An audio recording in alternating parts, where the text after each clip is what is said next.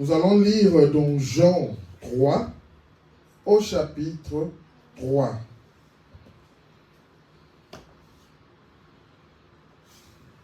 La Bible dit, Jésus lui répondit, en vérité, je te l'ai dit, si un homme n'est né de nouveau, il ne peut voir le royaume de Dieu. Seigneur Jésus, Dieu Tout-Puissant, Père éternel, merci encore pour ta présence en ces lieux. Merci Jésus d'avoir permis que nos âmes, ô Dieu Tout-Puissant, puissent être en contact avec ta parole. Amen. Seigneur, bénis la lecture de la parole. Bénis, Seigneur, ceux qui nous écoutent aussi à travers l'Internet. Oh Seigneur, nous voulons être connectés et apprendre encore de toi, Jésus. Père, pardonne nos erreurs et nos manquements. Écarte-nous du chemin. Écarte-moi du chemin, Seigneur Jésus. Nous voulons qu'ensemble, Père Céleste, nous puissions écouter, Seigneur, ce que tu as préparé pour nous. Amen. Nous te le demandons ainsi, au nom de Jésus-Christ. Amen. Amen. Pour nous asseoir. Amen. Que Dieu vous bénisse. Amen. Je pense que nous allons bien par la grâce de Dieu. Amen. Nous sommes en train de voir un grand enseignement sur le chrétien. Les dimanches passés, nous avons parlé sur l'invitation. Et c'est encore sur Internet. Que quand nous recevons l'invitation de Dieu, la parole de Dieu, quand Dieu nous invite, il y a toujours quelque chose de spécial qui se passe dans notre vie. En tant que des chrétiens, quand tu te dis chrétien, tu ne peux pas refuser l'invitation de Dieu. Nous avons vu que les hommes trouvent toujours des excuses à l'invitation de Dieu. Or, nous sommes ici, quand nous venons à l'église, c'est pour être formés. Nous venons comme des soldats. Quand nous disons en avant soldat chrétien. Et un soldat, un militaire, pour aller à la guerre, pour aller au front, il doit être formé. Un soldat qui n'a pas de formation ne réussira pas à la guerre ou à la bataille. C'est pourquoi quand nous venons ici, nous ne venons pas contempler une personne, mais nous venons pour être formés par le Seigneur Jésus-Christ lui-même. Amen, amen. Sans plus tarder, nous continuons avec ce grand sujet sur le chrétien ou la marche chrétienne. Et aujourd'hui, nous allons voir un sous-sujet, donc, ça sera la nouvelle naissance. Amen. Nous allons parler de la nouvelle naissance. Nous écoutions beaucoup de gens parler de la nouvelle naissance, la nouvelle naissance. Nous voulons un peu exploiter un peu ce qu'est la nouvelle naissance. Amen. Notez que la nouvelle naissance, c'est la première doctrine de la prédication de Jésus-Christ. Quand Jésus a commencé, sa doctrine, la première doctrine, c'était la nouvelle naissance. Il faut que vous naissiez de nouveau.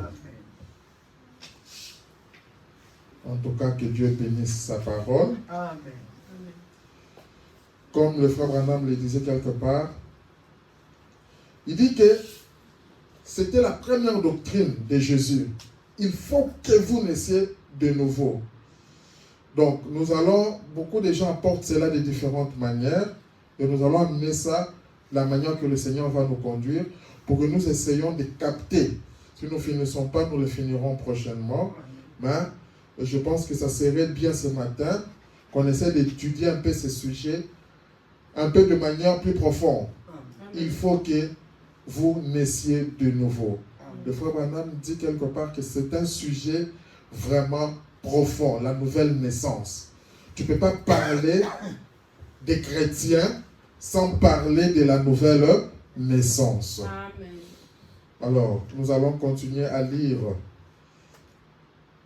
un peu dans Jean 3, de 3 à 7. Jésus lui répondit, en vérité,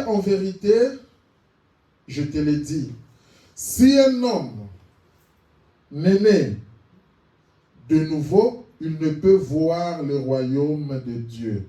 Voir, c'est comprendre. La personne qui n'est née de nouveau ne peut pas comprendre le royaume des cieux. Amen. Et puis,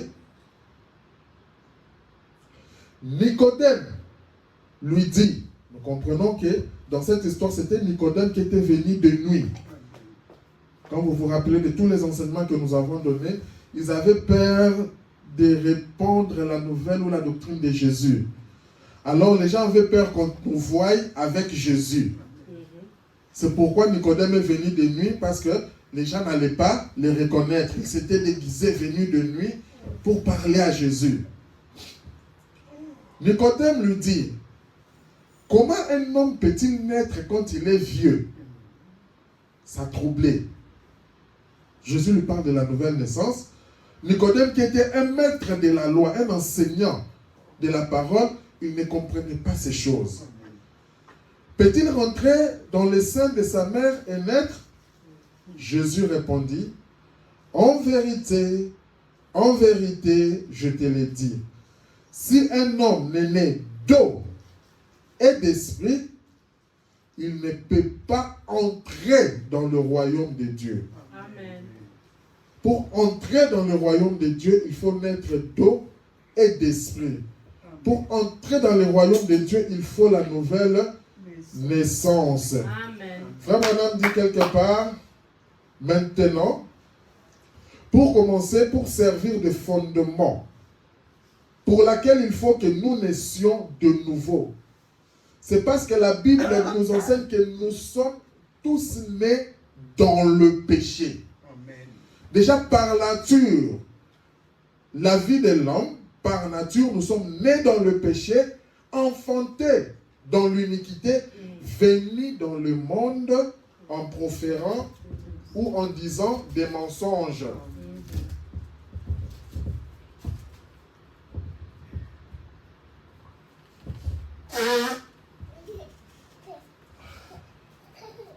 Nous sommes venus dans ce monde en disant des mensonges. Cela nous montre que pour commencer, notre nature humaine ici, c'est une nature pécheresse. Cette nature. Parce que déjà, c'est une nature qui est conçue dans le péché. C'est une nature pécheresse dès le départ. Nous ne valons rien pour commencer. Nous ne pouvons pas revendiquer quoi que ce soit parce que cette nature, c'est déjà une nature qui a été condamnée. D'où l'importance que nous puissions naître de nouveau, comme ça que nous ayons accès à parler à notre Seigneur. Amen, amen. Amen. Je continue. Ce qui est né de la chair est chair. Et ce qui est né de l'esprit est esprit. Souvenez-vous, dans nos enseignements, nous devons entrer dans le corps mystique du Seigneur Jésus-Christ. Ce qui est esprit, né de l'esprit, est esprit. Ne t'étonne pas que je t'ai dit, maintenant ça devient une obligation, il faut que vous naissiez de nouveau. Amen. C'était une doctrine fondamentale. Donc, cette grande doctrine de Jésus-Christ s'inscrit sous nos yeux dans la Bible. Il faut que vous naissiez de nouveau. Il y a tellement de versions différentes sur le sujet que je me disais ce matin, pour le bien de tous, qui m'ont demandé quel en était le sens et comment faire pour devenir de véritables chrétiens. Frère Branham dit, je me suis dit que nous allions peut-être aborder le sujet, que je vous l'apporterai le plus clairement possible. Non pas sous forme de prédication, mais plutôt sous forme de leçons de l'école de dimanche. Pour que les gens puissent saisir le message.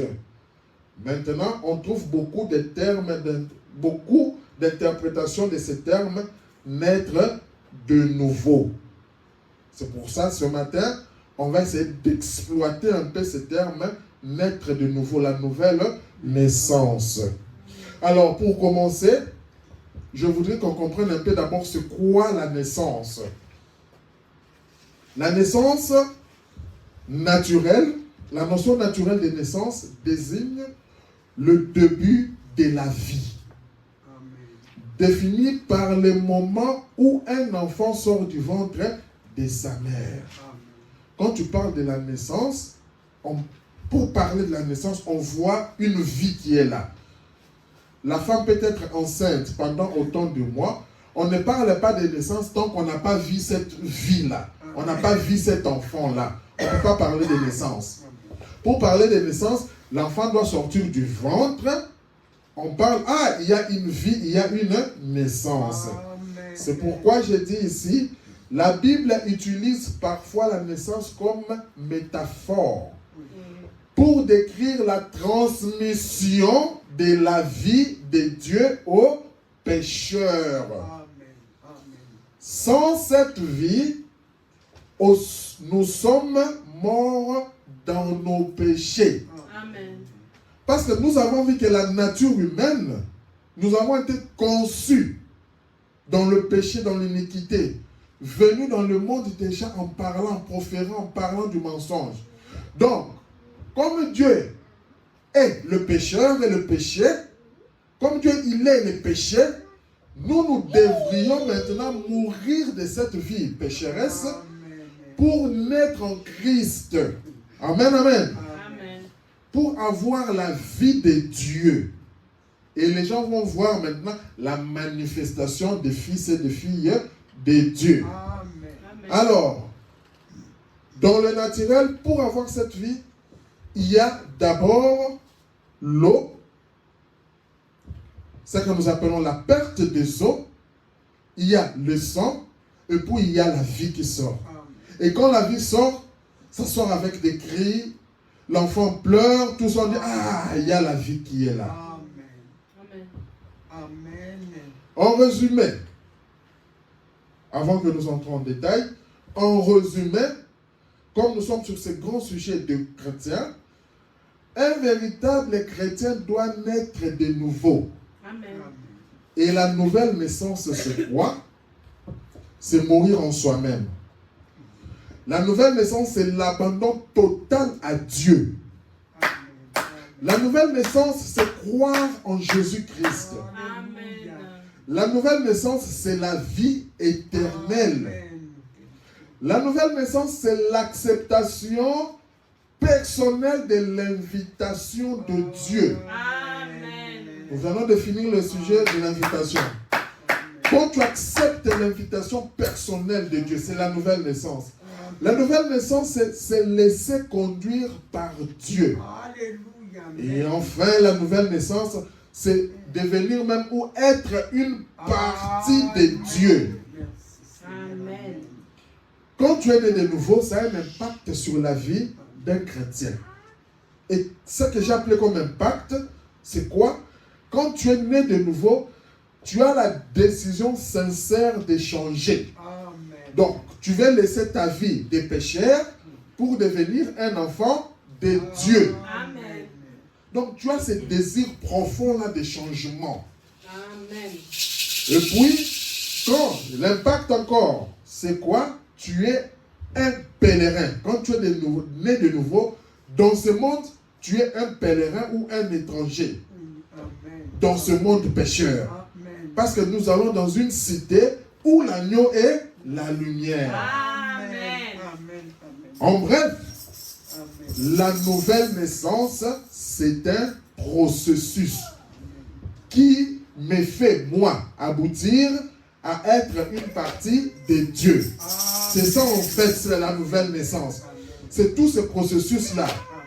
Aujourd'hui, je ne vais pas te dire que pour naître de nouveau, la nouvelle naissance, le processus va prendre une année, ça va prendre 2 ans. Non. Ça dépend d'une personne à une autre. Et Dieu fait grâce à qui il veut. Amen. Une autre personne peut prendre la décision seulement aujourd'hui. Et c'est un changement total. Amen. Une autre personne, ça peut prendre du temps. Une semaine. Une autre personne, ça peut prendre même 2 ans. L'autre même, c'est après 15 ans. La nouvelle naissance, ce n'est pas seulement le fait de venir à l'église comme ça. Non, c'est pas ça. Ce n'est pas le fait seulement de la charité, j'ai donné de bonnes choses. Non, c'est plus que ça. Amen. Amen. C'est pour ça que j'ai dit que c'est un processus. Chaque jour, quand tu comprends, tu atteins une place jusqu'à atteindre un point culminant que toi-même, tu deviens une partie de Dieu. Amen. Quand tu deviens une partie de Dieu, que tes pensées, ça devient les pensées de Dieu. Quand tu parles, c'est Dieu. Tu ne supportes plus le péché. Amen. Tu ne supportes plus vivre dans le péché. C'est là où j'ai dit, ce désir personnel de changement. Amen. Pour arriver à cela, il faut mourir dans notre nature. C'est là où j'ai dit l'acceptation personnelle de l'invitation de Dieu. Nous venons de voir l'invitation. Quand tu acceptes Dieu, tu acceptes de mourir à ta propre vie, à cette vie qui est terrestre, à cette vie qui est liée au péché. Quand tu acceptes ça, à ce moment, tu entres dans ce processus. Parce que ce n'est pas seulement se limiter à dire que je suis chrétien, je crois en Dieu. Non. Il y a une force, il y a une puissance à l'intérieur là. Quand tu dis vraiment que je crois en Dieu, en réalité, tu crois à la parole de Dieu. Donc, tout ce qu'on va commencer à te dire par rapport à la parole de Dieu, toi, tu vas commencer à croire cela. Tu dis Amen à la parole de Dieu. Amen. Nous allons lire dans Ephésiens 2, 1 à 5. La Bible dit, vous étiez morts par vos offenses et par vos péchés. Donc, vous étiez morts par vos offenses et par vos péchés, dans lesquels vous marchiez autrefois,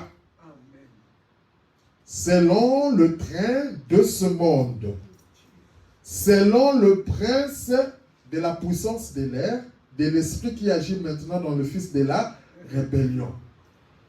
Vous voyez qu'autrefois nous marchions dans le train de ce monde, selon la puissance de l'air. Nous tous, nous étions de leur nombre et nous vivions autrefois selon la convoitise de notre chair. Ça, c'est la chair ici, naturelle. Accomplissant la volonté de la chair. La chair te dit, je vais aller boire. Tu sors un peu pour boire. La chair te dit que toi, en tant que femme, tu veux commencer à chercher des petits copains à gauche et droite. L'amour libre. La chair te dit, en tant qu'un homme, tu veux commencer à chercher des femmes à gauche et droite, des copines. L'amour, là, c'est les désirs de la chair. Les pensées, les mauvaises pensées. Le frère Branham, on verra ça plus tard. Le frère Branham a prêché une prédication, la plus grande bataille jamais livrée. Et le frère Branham dit que cette bataille se passe au niveau de la pensée de l'homme. C'est pourquoi, comme j'ai dit, c'est un processus. Nous devons mourir à toutes ces pensées-là. Nous étions par nature des enfants de colère, comme les autres, ainsi de suite. La colère, là, ce n'est pas une bonne chose. Nous devons mourir en ça. Et nous devons avoir l'amour de Dieu. Amen. Ephésiens 2, toujours, 4 à 5 maintenant.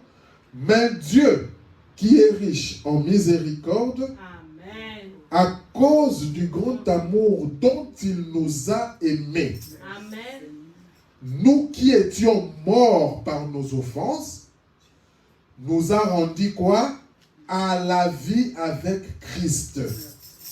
Nouvelle naissance. En Christ, nous devenons une nouvelle créature ou création. Amen. Et c'est par grâce que vous êtes sauvés. Parce qu'il y a beaucoup qui ont écouté ce message, il y a beaucoup qui sont venus, mais les autres ne supportent pas cette vérité.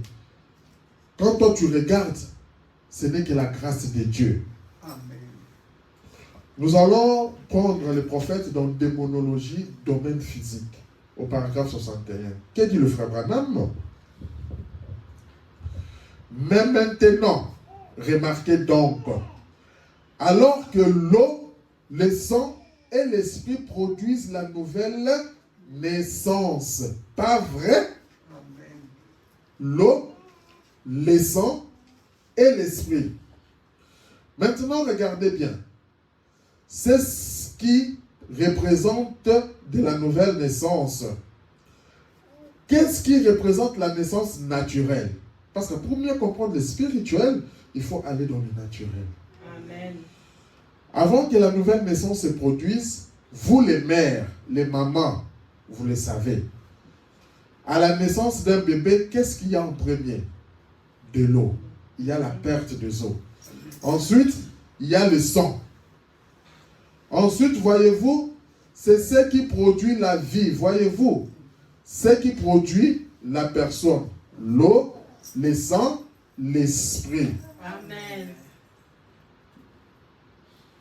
29. C'est là le problème aujourd'hui. Chez les gens, une nouvelle naissance, ils évitent tout ça. Au lieu d'aller, ils cherchent des excuses, comme nous avons vu dans l'invitation. Ils refusent tout ça. Qu'est-ce qu'ils veulent? Ils veulent avoir des credos, créer certaines choses. Ils n'aiment pas ça. Oh!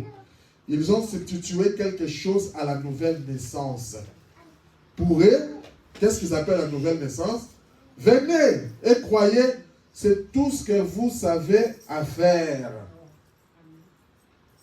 Mais, le frère Branham nous dit, le diable lui-même croit. Parce que les gens pensent que le diable ne croit pas. Le diable croit. Et vous savez qu'il n'est pas né de nouveau.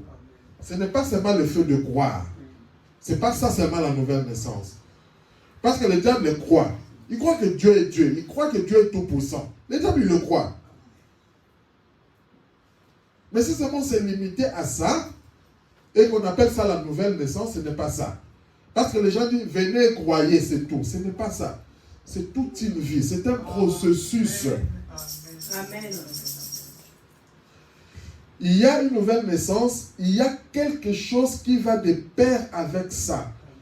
Quelque chose qui, pour le monde, semble inconvénient, de mauvais goût.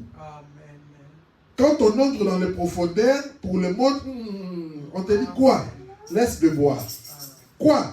Arrête la mauvaise vie que tu as. Quoi? Ah, là, ça devient maintenant mauvais goût pour le monde. Toute naissance est un gâchis. Peu importe où c'est. Si c'est dans la porcherie, dans un hôpital, une naissance est un gâchis. Vraiment un gâchis. C'est quelque chose de honteux. Là où il y a la naissance, il y a des cris. La femme, même pour donner naissance, elle crie. Tout ça, c'est un gâchis. Il y a de pleurs, il y a de ceci. Et c'est pareil pour la nouvelle naissance. Ça vous fera faire des choses que vous n'auriez pas pensé faire. Quand tu as la nouvelle naissance, tu ne te contrôles plus. Tu peux commencer à prier en langue. Tu peux commencer à crier. C'est ça un gâchis. Quand les autres vont entrer, ils disent non, ça c'est quel endroit où les gens crient comme ça? Ça c'est quoi? Ça vous fera vous agenouiller à l'autel et pleurer. Ah! Mais pourquoi cet homme s'agenouille? Pourquoi cet homme, quand il prie, il pleure? Pourquoi? C'est parce que c'est quelque chose que toi tu ne comprends pas. Ça vous fera pousser des cris. Ça vous fera vous laver les visages pour enlever les fards, les mascaras, tout ce qui vous ajoutez là. Vous voyez la nouvelle naissance. Amen. Ce n'est pas seulement le fait de s'arrêter, croire comme les gens y pensent. Non. Ça vous fera lever les mains. Quand tu sens c'est la parole, tu dis Amen. Ça, ce n'est pas toi. C'est quand tu as la nature de la nouvelle naissance. Ça te fera louer Dieu. Ça te fera parler en langue. Des fois, tu ne comprends pas. Tu commences à prier. Toi-même, tu ne comprends pas. Tu commences à parler en langue. Ce n'est pas le fait de parler en langue et l'interprétation par rapport à l'église, mais par rapport à toi. Amen. Tu pries, tu entres, tu commences à parler en langue que tu ne maîtrises même pas. Qu'est-ce qui se fait comme ça? C'est la nouvelle naissance. Amen. C'est quelque chose de bizarre pour les gens qui entrent, qui ne comprennent pas. Et toutes sortes de choses encore. La nouvelle naissance fera ça. Pourquoi? Parce que c'est la voie pourvue par Dieu pour naître de nouveau. Amen. Tu vas voir quelqu'un se met à prier, quelqu'un pense vraiment à la vie qu'il avait. Quelqu'un pense à tout ça, il regarde ce que Dieu a fait pour lui, la personne commence à pleurer. Mais toi, tellement tu n'entres pas dans cette dimension, tu ne pourras pas comprendre ça. 32. Vous devez mourir à cette nature-là.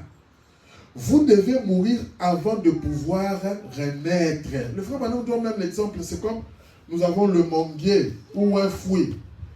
Ceux qui ont l'habitude de cultiver, ils savent que pour que ça puisse donner des fruits, ça doit mourir, ça doit pourrir et une nouvelle vie commence. Toute sémence doit mourir avant d'être régénérée de nouveau. Si elle ne meurt, elle reste seule.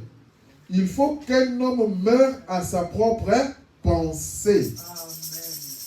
La pensée, c'est une porte d'entrée. Amen. Avant de parler quelque chose, tu penses. Avant d'aller faire quelque chose de bien ou de mal, tu penses. Tu n'es pas comme un robot. Non, tu penses. Tout ce que tu fais comme mal là, tu le penses. Tout ce que tu fais comme bien, tu le penses. Raison pour laquelle, quand tu es né de nouveau en tant que chrétien, tu dois mourir à la pensée humaine. Parce que la pensée humaine là, c'est la mort. La pensée humaine là, c'est satisfaire le diable. C'est pourquoi nous devons mourir à nos propres pensées. Et quand nous sommes des chrétiens, une nouvelle pensée va naître en nous, c'est la pensée de Christ. Amen. Amen. Si elle meurt, elle reste seule. Il faut qu'il meure à toute pensée autre que la parole de Dieu. À toute pensée autre que la parole de Dieu. C'est-à-dire que ta pensée maintenant doit être quoi? La parole de Dieu. Amen. Et qu'il suive sa voie à lui. C'est ça le terrain de Dieu. Nous les rencontrons pas en nous basant sur nos pensées. Nous les rencontrons en nous basant sur ce qu'il a dit de faire. Qu'est-ce que Dieu t'a dit de faire? Tu regardes sa parole, il te dit fais ça, ne mens pas. Fais ça, lis la Bible, prie chaque jour. Quand tu fais ce que Dieu t'a dit de faire, tu as la nouvelle naissance. Nous les rencontrons en nous basant sur ce qu'il a dit de faire. C'est la voie pourvue par Dieu pour ça. Amen. Mais comme les gens aiment les excuses, les gens ils font quoi? Les gens l'évitent. Ils ne veulent pas, mais n'empêche que c'est vrai. C'est pour ça nous avons commencé par l'invitation. Et nous avons montré que les gens refusent toujours l'invitation. Ils trouvent des excuses. Mais ils vont se dire que nous sommes des chrétiens. Amen. Ça produit la mort. Et vous devez mourir à votre pensée. 33. Eh bien, je sais que la Bible le dit, mais je n'arrive pas à comprendre. Les gens veulent comprendre. La Bible le dit. Qu'est-ce que toi tu as à comprendre? Toi crois quand tu es un chrétien. Reste là, crois. Alors, restez là jusqu'à ce que Dieu les révèle. C'est exact. C'est ça, la nouvelle naissance. Nous comprenons que la nouvelle naissance, c'est la confiance totale en Dieu. Dans la prédication, les maladies et les afflictions, le frère Branham dit, il y en a 3 qui rendent témoignage dans le ciel. Maintenant, quand nous sommes, notre conversion,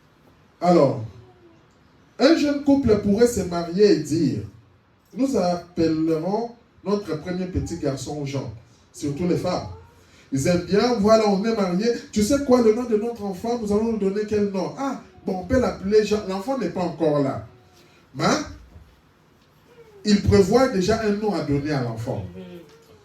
S'il n'est jamais là, Jean ne sera jamais ici, c'est tout. Si cet enfant n'est pas né, on ne va jamais parler de ces gens-là. Ça va rester juste une histoire de la pensée.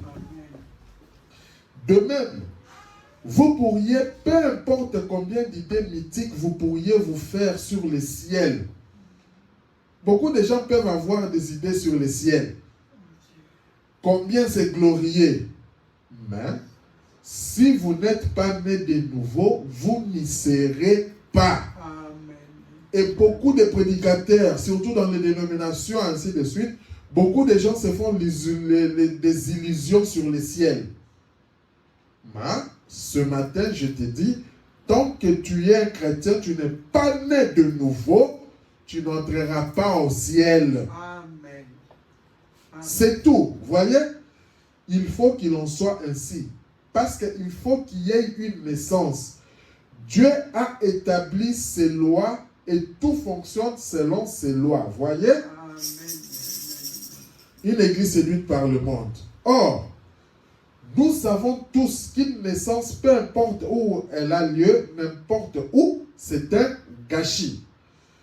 Un bébé naît dans un tas de foin, sur un plancher, dans une chambre d'hôpital décorée en rose, c'est un gâchis. De toute manière, la naissance d'un veau, n'importe quelle naissance, c'est un gâchis. Que ce soit un animal, que ce soit une personne, tout ça, c'est un gâchis. Il y a la saleté qui sort, il y a des cris, il y a des ceci, cela. Et la nouvelle naissance n'est rien de moins qu'un gâchis. Seulement les gens sont si empesés. Nous irons là-bas où il serre la main. Les gens se représentent. Quand on va serrer la main, nous irons là-bas pour eux, ils pensent que c'est ça la nouvelle naissance. Nous irons là où il ne brille pas. Nous irons là où il ne pleure pas. Ne tape pas sur l'autel ou ne crie pas. Les gens veulent l'évangile moderne, l'évangile là où les gens ne crient pas, là où tu ne peux pas dire Alléluia, gloire à Dieu, là où tu ne peux pas dire Amen.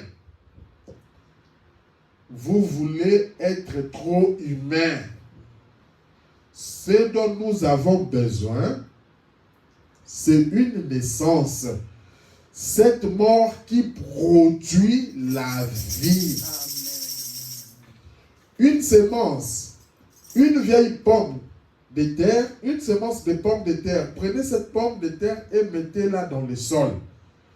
Avant que vous puissiez avoir de nouvelles pommes de terre, cette vieille pomme de terre doit pourrir. Amen. Un grain de bleu ne peut pas produire une nouvelle vie tant qu'elle n'a pas pourri. C'est ce que nous avons expliqué. Amen. Tu prends une pomme, tu prends un fruit, tu mets à terre. Avant que ça se reproduise, ça doit mourir, ça doit pourrir. Amen. Et puis, une nouvelle vie commence. 30. Un homme ou une femme qui ne peuvent jamais avoir de nouvelles naissances tant que leur intellectualisme et leur moi n'ont pas pourri. Amen. Quand tu viens avec ton intellectualisme, tout ce que tu as appris, et que tu ne veux pas mourir de cela, tu ne veux pas faire mourir cela, tu ne peux pas naître de nouveau. Amen. C'est pourquoi la Bible dit que le royaume des cieux, c'est comme des petits enfants.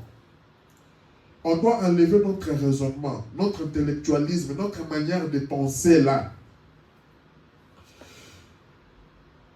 Mourir à l'autel, crier, devenez un gâchis. Acceptez ça. Jusqu'à ce que l'amidon sorte de votre col et vous naissiez de nouveau par l'Esprit de Dieu. Peu importe, si vous criez à toute tête, si vous parlez en langue, parce que des fois les gens se posent des questions, des fois quand moi je prie, après je parle en langue, tout ça je ne comprends pas. Et des fois même j'ai peur. Non, il ne faut pas avoir peur de cela. Sache que la nouvelle naissance fait ce genre de choses. Dis-toi maintenant aujourd'hui, ah, quand je le fais, c'est parce que je suis différent des autres. Sautiller, faites des bonds comme un poulet. Il y a des gens, quand on prie, ils saisissent la parole, ils courent à gauche, droite. Ils ne se contrôlent pas, ce n'est pas lui. C'est la nouvelle naissance qui fait ça. On a coupé la tête. Vous êtes en train de produire une nouvelle vie. Mais nous y avons substitué quelque chose. Nous voulons la façon distinguée.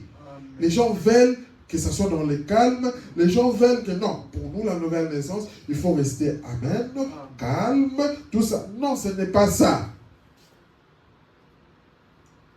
Donc, question-réponse. On avait posé une question à Frère Branham. Je crois que c'était pour savoir même la différence entre la nouvelle naissance et le baptême du Saint-Esprit.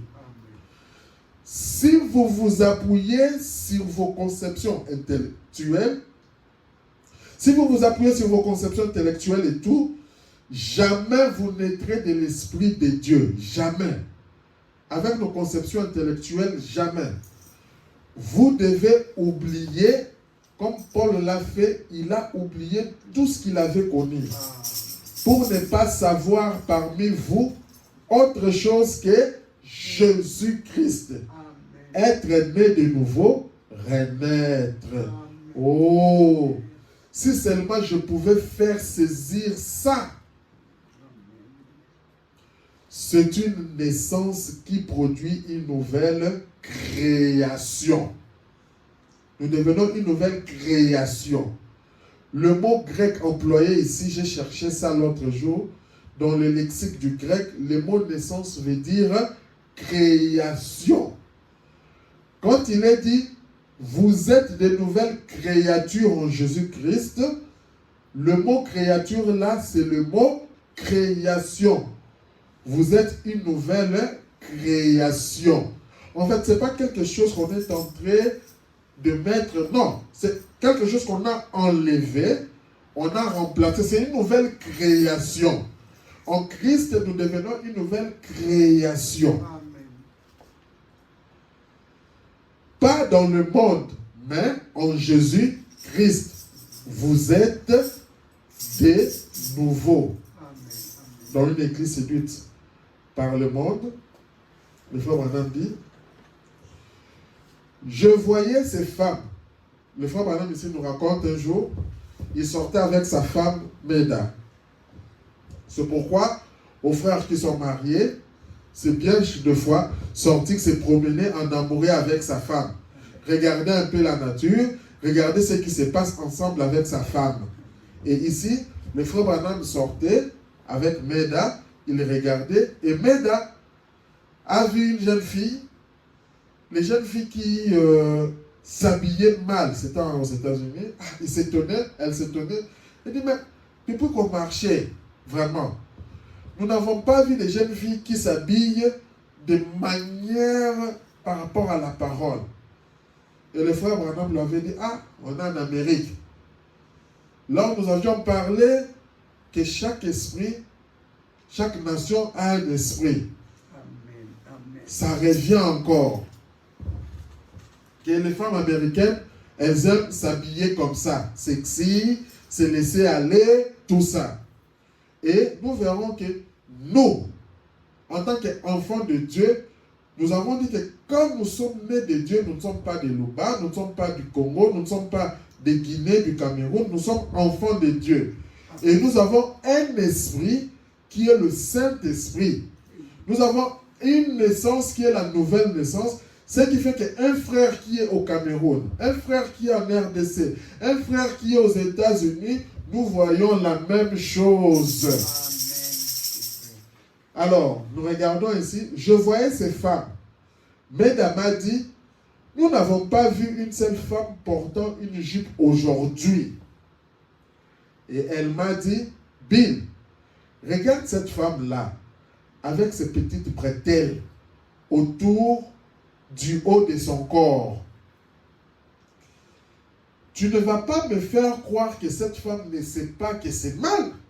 Pour elle, elle dit, tu ne vas pas me faire... Elle sait que quand elle s'habille comme ça, c'est mal. Si elle ne sait pas que c'est mal, alors elle a perdu l'esprit. Donc en fait, elle est folle. Amen. Parce que bien qu'un fou qui ne sait pas que ce que je fais, c'est comme ça. Amen, amen, amen, amen. Le frère Branham dit, j'ai dit, Minette chérie, c'est une Américaine. Elle fait ce que font les Américains. Elle là, elle est une Américaine. L'autre là, c'est une Congolaise. Mais est-ce que moi je suis Américain? Est-ce que moi je suis Congolais? Est-ce que moi je suis Togolais? C'est ce que nous voyons ici. Dans 39, il dit, mais j'ai dit, chérie, nous sommes différents. Amen. Nous sommes d'une autre nation. Nous sommes des pèlerins et des étrangers ici. Amen. Voilà pourquoi ces choses nous paraissent si fausses. C'est parce que nous sommes d'une autre nation, nous n'appartenons pas ici. Nous sommes des pèlerins, des passagers. Là où je dis la nouvelle naissance, l'impact, nous savons que nous sommes des pèlerins et étrangers sur cette terre. Amen. C'est pourquoi quand nous faisons des choses, nous devons refléter la vie de Christ. Amen. Car la Bible dit que ceux qui professent de telles choses montrent qu'ils sont pèlerins et étrangers. Qu'ils cherchent une cité qui est à venir. Alléluia. Amen. 40. Frère Branham dit maintenant, tout homme ou toute femme qu'ils habitent en Italie ou en France, en Afrique ou ailleurs, une fois nés de nouveau du Saint-Esprit, ils ne feront pas ces choses-là. Amen. Ils ne porteront pas ces vêtements-là. Amen. Ils n'agiront pas ainsi parce qu'ils sont d'une autre nation, Amen. dont les dirigeants et les constructeurs, c'est qui? C'est Dieu. Amen. Nous sommes du ciel. Notre nation, c'est au ciel. L'esprit qui est en vous motive votre vie. Amen. Quand tu es un enfant de Dieu, quand tu es né de nouveau, tu n'es pas italien, tu n'es pas français, tu n'es pas un Africain ou quoi. Tu es un enfant de Dieu né de nouveau. Les histoires que toi tu dois faire, la manière dont tu dois parler toi, va refléter la vie de Christ. Amen. Si vous êtes des Américains, vous ferez comme font les Américains. Si toi tu veux être Américain, tu vas agir comme un Américain. Si vous êtes Français, vous ferez comme font les Français. Vous allez commencer à critiquer les autres. Si vous êtes Congolais, vous ferez comme font les Congolais. Vous marchez un peu là, vous faites semblant, vous critiquez les autres derrière, vous faites ceci, vous assassinez, vous empoisonnez les gens. Là, vous êtes Congolais. Que tu sois prédicateur ou pas, tant que tu n'es pas né de nouveau, tu vas commencer à parler en mal de ton frère chez un autre prédicateur, chez un autre frère, chez un autre ceci, parce que tu n'es pas né de nouveau. Mais, si vous êtes de Dieu, vous agirez comme les font au ciel. Parce que votre esprit vient d'en haut et il vous dirige. Amen. Question-réponse sur les Hébreux. Maintenant, quand vous croyez, Jésus a dit, vous avez la vie éternelle. Quand tu crois en Jésus-Christ, tu as la vie éternelle. C'est la nouvelle naissance. Parce que quand tu crois sérieusement, parce qu'il y a croire et croire, mais quand tu crois sérieusement, c'est-à-dire que tu vas t'aligner par rapport à la parole de Dieu. C'est-à-dire que tu acceptes l'invitation de Dieu. Quand Dieu te dit, mon fils, ma fille, habille-toi bien, garde les parties de ton corps, tu dis, amen, j'accepte ça. Mon fils, ne parle pas mal, fais ceci, amen, j'accepte cela. C'est ça, croire réellement. Mais, C'est votre conversion, votre changement. Quand tu as la nouvelle naissance, c'est un changement. C'est là où j'ai dit au départ en résumé que la nouvelle naissance, ça nous amène à un changement personnel. Amen. Tu veux être comme Jésus. Mais le baptême du Saint-Esprit, ce n'est pas la nouvelle naissance. Le baptême du Saint-Esprit, c'est une puissance. C'est une puissance qui vient sur nous. Et après, ça nous fait entrer dans les 9 dons spirituels de l'Esprit. C'est ce que le frère Branham dit. Mais le baptême du Saint-Esprit, c'est la puissance de Dieu dans laquelle vous êtes baptisés et qui vous donne accès à ces 9 dons, 9 dons spirituels. Amen. La nouvelle naissance, c'est la vie de tous les jours. Le baptême du Saint-Esprit, c'est une puissance. Amen. Afin que ces dons agissent à travers vous, tels que la prédication, les évangélistes, tu ne comprends pas, soit tu prêches, soit tu commences à évangéliser, tu parles de Dieu à quelqu'un, les apôtres, les pasteurs, les prophètes et tous les dons du corps, vous avez part à ceci une fois que vous êtes baptisés dans ce corps. Amen. Et vous n'êtes pas plus chrétien à cause de ça. Ça vous met simplement en place, en position, pour que vous soyez un esprit qui exerce un ministère dans l'évangile du Dieu vivant. Maintenant, vous saisissez, voyez, quand tu as le baptême, quand tu as le baptême du Saint-Esprit, c'est une puissance, à tel point que ça se manifeste à travers les 9 dons. Mais la base, c'est la nouvelle naissance. Quand tu as la nouvelle naissance, c'est ça la base. Mais, pour essayer de le dire en peu de mots, aussi clairement que possible de le faire. Non. Au moment où vous croyez au Seigneur Jésus-Christ, c'est là que vous avez la nouvelle naissance. C'est là où j'ai dit dans le résumé, la nouvelle naissance, c'est croire au Seigneur Jésus. Quand tu crois à la parole de Dieu, à tout ce que la parole de Dieu dit. Au moment où vous croyez au Seigneur, vous recevez une nouvelle pensée. Quand tu crois réellement, tu as une nouvelle pensée, ta manière d'agir devient différente. C'est à ce moment-là que tu as la nouvelle naissance. Ce n'est pas le fait de dire seulement que je crois au Seigneur, c'est fini. Non, c'est toute une vie qui est liée à ça. C'est une nouvelle vie. Mais ce n'est pas le baptême du Saint-Esprit.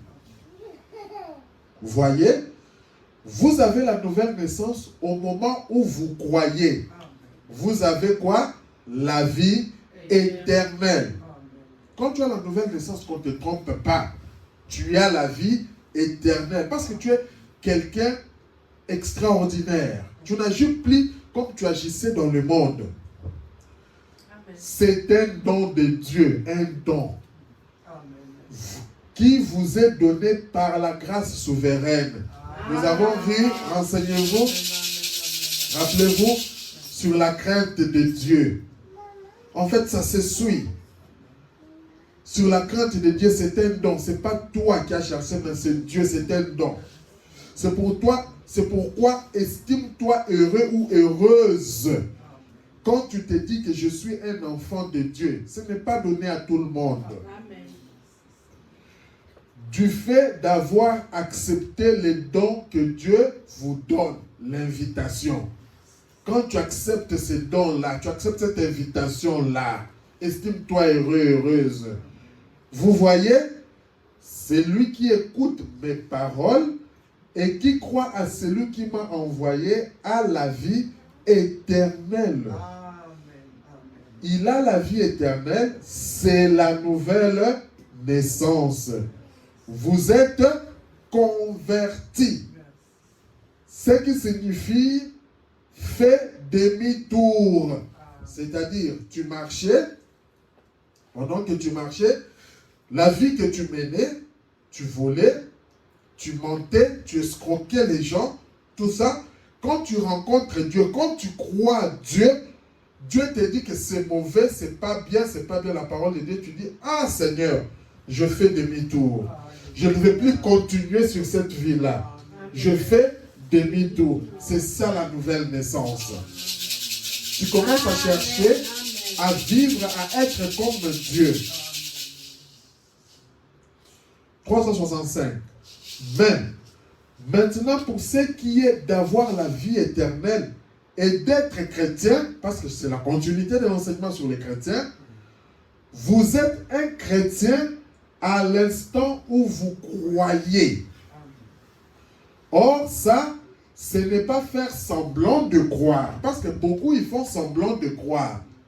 Ils font profession de dire que je crois, je suis chrétien. Non. Ici, quand nous parlons de croire des chrétiens, ce n'est pas le fait de faire semblant, c'est de croire. Quand la parole te dit A, tu fais A. La parole te dit B, tu fais B. C'est ça croire. Tu ne fais pas semblant. Or, c'est ça. Ce n'est pas faire semblant de croire, mais croire véritablement au Seigneur Jésus-Christ. Et quoi? L'accepter comme votre sauveur personnel. L'invitation. Tu ne vas pas trouver des excuses, mais tu l'acceptes. Tu l'acceptes comme sauveur personnel, pas d'ensemble. Ne dis pas notre famille, nous acceptons. Notre église, non. Toi. C'est pourquoi j'ai dit au tabernacle des Ardennes ici, tu te mets toi, l'individu, au centre de la prédication. Ne regarde pas ta famille, ton père, ta mère, non. Tu te regardes toi, personnellement. Alors, à ce moment-là, vous naissiez de nouveau à l'instant même. Et vous avez la vie éternelle. Dieu, à ce moment, il fait quoi? Il entre en vous. Et quand Dieu entre en toi, tu deviens une partie de Dieu. Amen. Amen. C'est là où j'ai dit en bref, c'est un processus qui fait en sorte que nous devenons à la fin une partie de Dieu. Mais ce processus dépend d'une personne à l'autre. Ça peut prendre une semaine pour l'un, 2 ans, 15 ans pour l'autre. Une autre personne, ça peut prendre toute sa vie. C'est seulement au dernier moment de sa vie qu'il comprend ça, qu'il accepte. Alors, en résumé, comme je l'ai dit, un véritable chrétien doit naître de nouveau. La nouvelle naissance, comme je l'ai dit au début, c'est mourir en soi-même, c'est ce que nous avons développé. C'est l'abandon total à Dieu. Nous avons vu ça. C'est croire en Jésus-Christ, pas faire semblant, mais croire vraiment. C'est la vie éternelle. C'est l'acceptation personnelle de l'invitation de Dieu. Ça, c'est toi. Ce n'est pas 2 personnes. C'est toi face à la parole de Dieu. C'est se laisser conduire par Dieu. Quand tu veux dire que je suis né de nouveau, observe ces choses. C'est être une partie de Dieu. L'impact sur un chrétien, nous avons dit, c'est la décision sincère de changer. Ce que nous venons de lire, c'est faire un demi-tour. Tu laisses le mauvais chemin que tu avais. Tu te dis, maintenant, je suis esclave du Seigneur Jésus. Je vais faire ce que le Seigneur me demande de faire. Quand tu es là, tu contrôles tes paroles. Tu te dis, chrétien, regarde tes paroles. Tu ne fais que critiquer. Regarde ta vie. Qu'est-ce que tu fais pour le Seigneur Jésus? Est-ce que ce que tu fais, ça rend gloire et honneur au Seigneur Jésus ou pas? Amen. La nouvelle naissance, c'est un processus qui me fait aboutir à un être, à être une partie de Dieu. Alors, nous concluons ceci.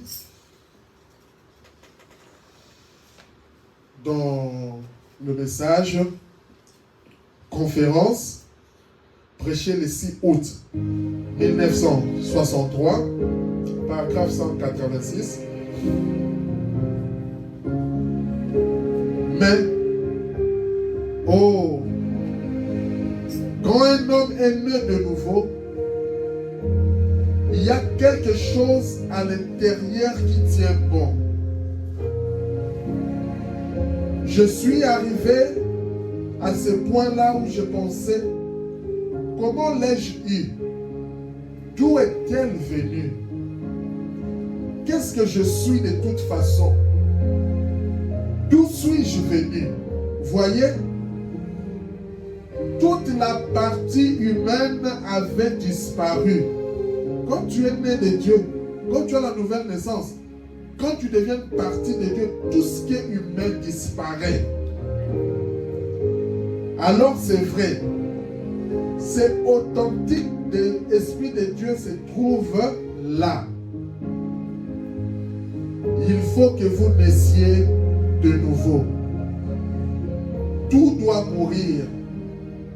Votre théologie, toute votre pensée, tout ce que vous avez jamais été ou que vous attendiez d'être, votre vie et tout le reste, tout cela meurt.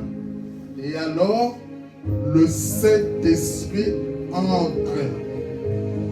C'est là que vous ôtez votre chapeau, vous enlevez vos souliers, que vous vous tenez devant Dieu.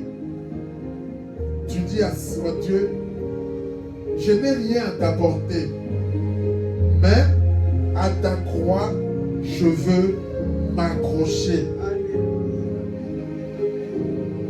Dans la prédication des avertissements, c'est ce que nous avons aujourd'hui. L'occasion de recevoir la nouvelle naissance. Nous avons cette occasion aujourd'hui. Enfin, de devenir une partie de Dieu. Vous voyez? Des fils et des filles de Dieu. Vous comprenez? C'est ça la prière que nous allons faire. Nous avons cette occasion de recevoir cette invitation, de recevoir la nouvelle naissance. Nous voulons être une partie de Dieu. La Bible dit dans 2 Corinthiens 5, 17, si quelqu'un est en Christ, il est une nouvelle créature. Amen. Les choses anciennes sont passées.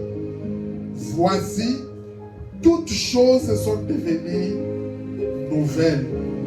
Ne veux-tu pas laisser ces choses anciennes passer?